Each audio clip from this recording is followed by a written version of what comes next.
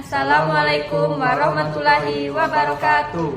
Perkenalkan, kami dari kelompok 5 dengan saya Rifki Herwantoro dengan NPM 062330501035 dan saya Alisa Febriani dengan NPM 062330501016. Kami di sini akan menjelaskan tentang materi mengenai full posting dan reposting. Selamat menyaksikan.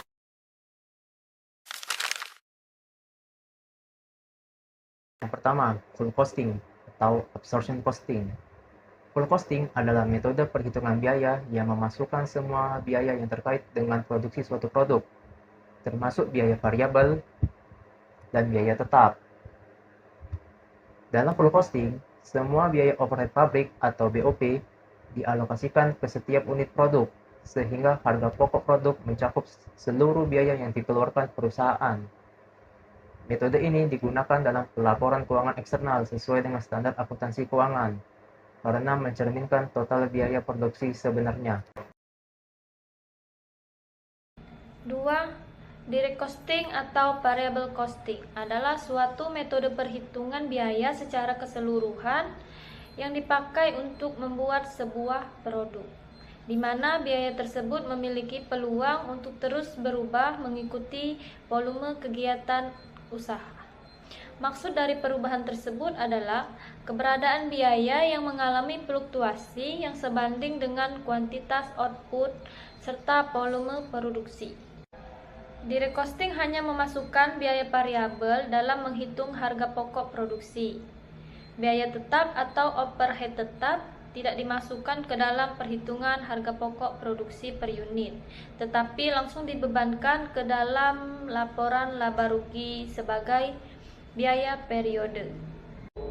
Dalam metode ini, harga pokok hanya terdiri dari biaya yang berubah sesuai dengan biaya jumlah produk yang diproduksi, seperti bahan baku, tenaga kerja langsung, dan biaya variabel lainnya.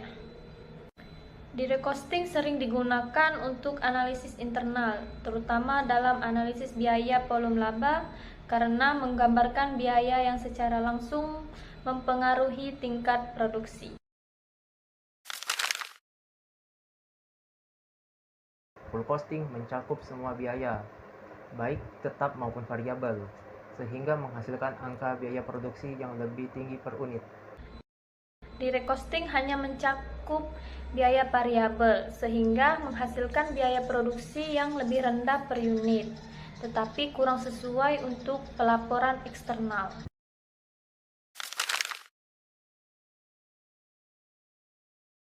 Penyajian laporan keuangan dengan metode full costing dan direct costing memiliki perbedaan dalam cara mencatat dan melaporkan biaya tetap dan biaya variabel dalam laporan laba rugi. Berikut ini adalah cara penyajiannya. Oke, yang pertama, laporan laba rugi dengan metode full costing. Dalam metode full costing, laporan laba rugi mencakup seluruh biaya produksi, baik tetap maupun variabel, sebagai bagian dari harga pokok penjualan atau HPP. Biaya overhead tetap dialokasikan ke setiap unit produk, sehingga tercermin dalam HPP. Kemudian ada format umum laporan laba rugi full costing, yang terdiri dari yang pertama ada penjualan, yang kedua harga pokok penjualan atau HPP, yang terdiri dari bahan baku, tenaga kerja langsung, dan overhead pabrik. Yang ketiga ada laba kotor, yang didapat dari total HPP dikurangkan dengan penjualan. Yang keempat, biaya operasional, yang terdiri dari biaya pemasaran, biaya administrasi dan umum, dan biaya operasional lainnya. Dan yang kelima, yang terakhir, ada laba operasional atau laba bersih. Dengan metode ini, biaya tetap produksi dibebankan ke unit produk, sehingga jika ada produk yang tidak terjual, sebagian biaya tetap akan tercermin dalam persediaan akhir.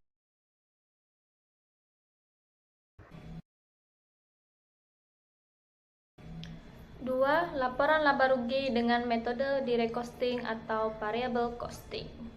Dalam direct costing, hanya biaya variabel yang dimasukkan ke dalam harga pokok penjualan.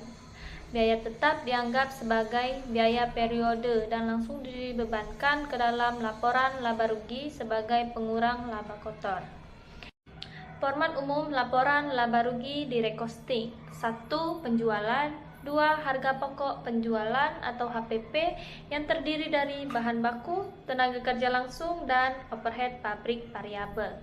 Total HPP dikurangkan dari penjualan untuk mendapatkan laba kotor. 3. Laba kotor. 4. Biaya tetap produksi. 5. Biaya operasional yang terdiri dari biaya pemasaran, biaya administrasi dan umum, biaya operasional lainnya.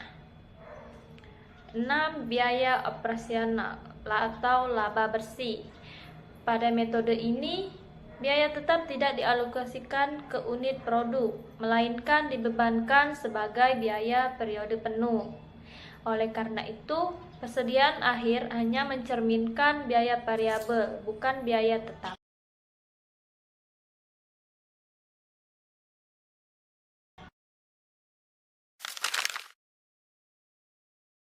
Dalam full costing, biaya tetap dialokasikan dalam HPP, sehingga laba bersih bisa berbeda jika jumlah produk yang terjual berbeda juga. Dalam direcosting, biaya tetap tidak termasuk dalam harga pokok penjualan dan dibebankan seluruhnya dalam periode berjalan, menghasilkan laba bersih yang lebih stabil dan mudah dianalisis.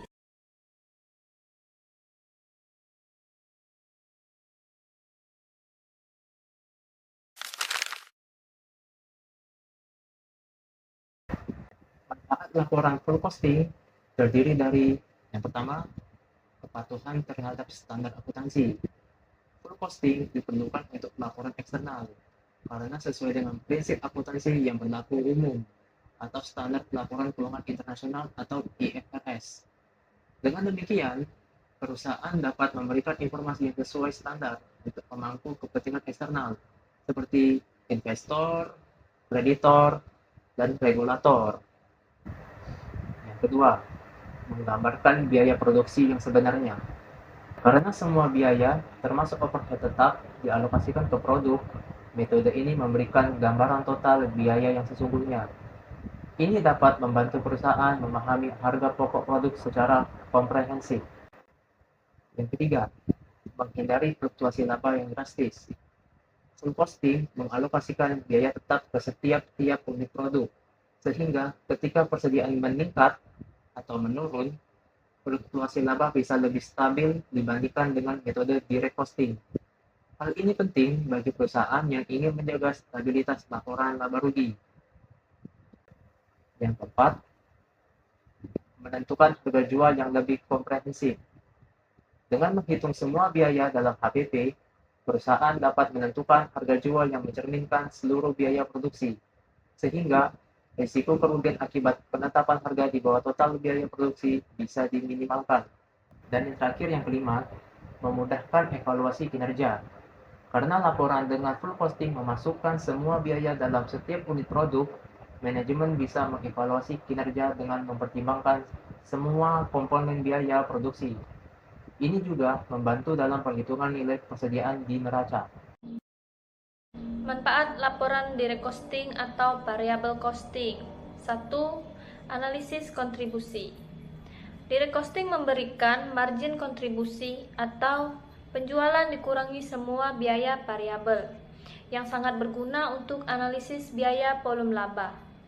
Margin kontribusi ini membantu manajemen memahami bagaimana biaya variabel mempengaruhi laba.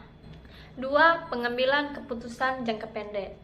Dalam situasi tertentu, seperti keputusan menerima pesanan khusus atau menghentikan lini produk, metode direct costing lebih efektif karena hanya memasukkan biaya yang terkait langsung dengan perubahan produksi, tanpa memperhitungkan biaya tetap yang tidak terpengaruh. 3. Menyederhanakan pengendalian biaya tetap. Dengan memisahkan biaya tetap sebagai biaya periode, manajemen lebih mudah memantau dan mengendalikan biaya tetap secara keseluruhan, tanpa harus membebankannya per unit produk. 4. Mengurangi pengaruh manipulasi persediaan.